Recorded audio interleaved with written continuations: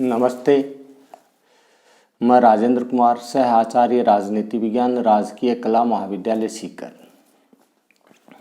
आज हम भारतीय संविधान के संज्ञात्मक लक्षण या संविधान का स्वरूप संज्ञात्मक है के पक्ष में तर्क प्रस्तुत करेंगे। जैसा कि पहले भी हम इस विषय पर पहले कक्षाओं में भी चर्चा कर चुके हैं, जिसके अंदर संविधान का लिखित एवं कठोर संविधान की सर्वोच्चता व शक्तियों का विभाजन, इन 3 पॉइंटों पर चर्चा कर चुके हैं। शक्तियों का विभाजन पर चर्चा करते समय हमने गलती से शिक्षा को राज्य सूची का विषय बता दिया था, जबकि शिक्षा 42वें संविधान संशोधन द्वारा शिक्षा को समवर्ती सूची में सम्मिलित कर लिया गया है। इसको संशोधित करते हुए आगे इस चर्चा को हम बढ़ाते हैं और आज हम संविधान का स्वरूप संज्ञात्मक है के पक्ष में और तर्क प्रस्तुत करेंगे, जिसके अंदर स्वतंत्र एवं निष्पक्ष न्यायपालिका और उच्च सदन का राज्यों का सदन होना पर चर्चा करेंगे। जिसके अंदर पहले लेते हैं स्वतंत्र एवं निष्पक्ष न्यायपालिका। परिसंघीय राज्य में संविधान की विधिक सर्वोच्चता संघीय प्रणाली की विद्यमानता के लिए अत्यंत आवश्यक होती है और संविधान द्वारा परिसंघीय राज्य सरकार की समकक्ष शाखाओं व परिसंघीय सरकार और गठक इकाइयों के मध्य शक्तियों का विभाजन किया जाता है और इस विभाजन को बनाए रखने के लिए या इसे सुनिश्चित करने के लिए संविधान द्वारा न्यायपालिका को संविधान का निर्वचन करने या संविधान की व्याख्या करने का अधिकार प्रदान किया जाता है और संविधान द्वारा ही न्यायालय को यह शक्ति भी प्रदान की जाती है कि परिसंघीय सरकार व राज्यों की सरकारों द्वारा या उनके अंगों द्वारा किए गए कार्यों की जांच की जाए और यदि वो कार्य संविधान के प्रावधानों के अनुरूप नहीं है तो उन्हें अवैध घोषित किया जाए या अवैध ठहराया जाए। तो इस प्रकार से संघीय व्यवस्था में न्यायपालिका को ये शक्तियां प्रदान की जाती हैं। अब यदि हम भारतीय संविधान के परिप्रेक्ष्य में देखें तो भारतीय संविधान द्वारा संविधान के रक्षक के रूप में कार्य करने के लिए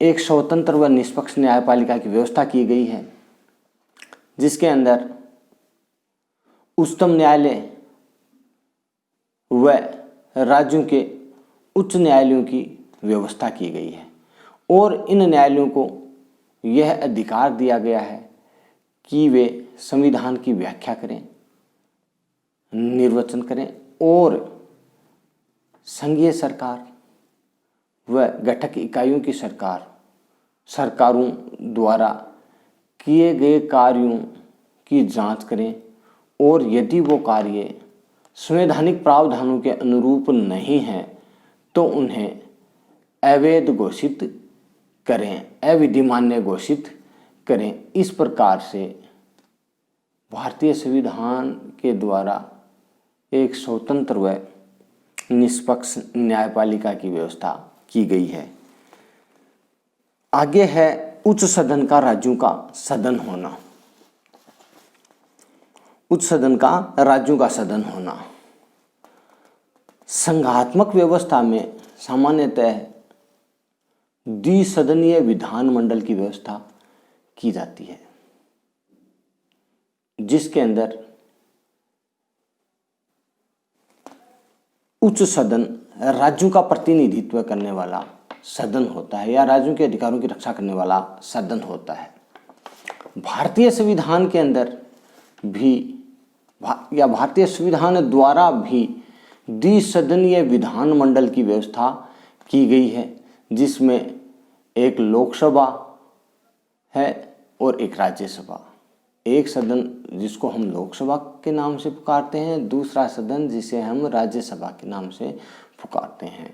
लोकसभा निम्न सदन और राज्यसभा उच्च सदन है, और हमारे यहाँ हमारा उच्च सदन है वह राज्यों का प्रतिनिधित्व करने वाला सदन है। इस सदन को राज्यों के संरक्षक के रूप में स्थापित किया गया है, परंतु इसके गठन में प्रतिनिधित्व का आधार अन्य संघीय व्यवस्थाओं की तरह है।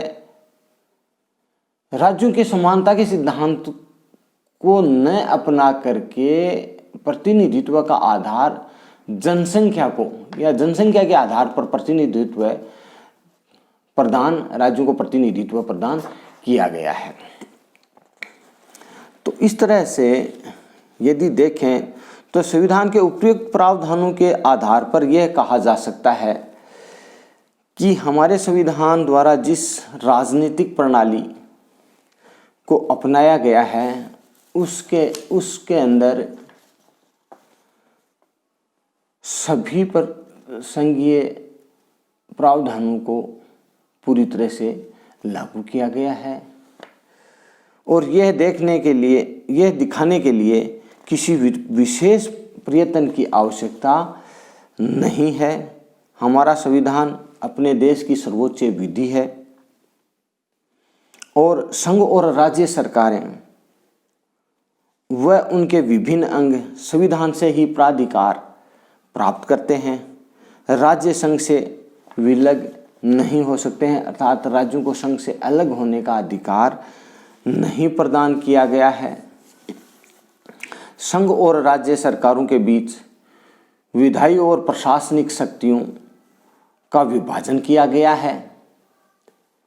उच्चतम न्यायालय हमारी न्यायपालिका के शीर्ष पर स्थित है और शक्तियों के इस विभाजन की रक्षा करता है तथा संविधान द्वारा अधिरोपित मर्यादाओं के उल्लंघन में की गई कार्यवाहियों को अविधिमान्य करता है।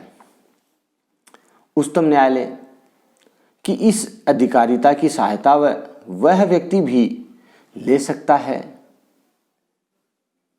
जो संघ या राज्य की ऐसी विधि के द्वारा प्रभावित हुआ है जो उसके अनुसार संविधान द्वारा किए गए शक्तियों के विभाजन का उल्लंघन करती हैं।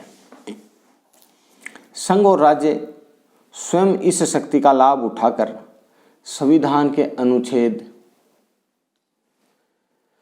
131 के अधीन उच्चतम न्यायालय की प्रारंभिक अधिकारिता में एक दूसरे के विरुद्ध कार्यवाही कर सकते हैं। इन आधारभूत परिसंघीय लक्षणों के कारण हमारे उच्चतम न्यायालय ने संविधान को परिसंघीय कहा है।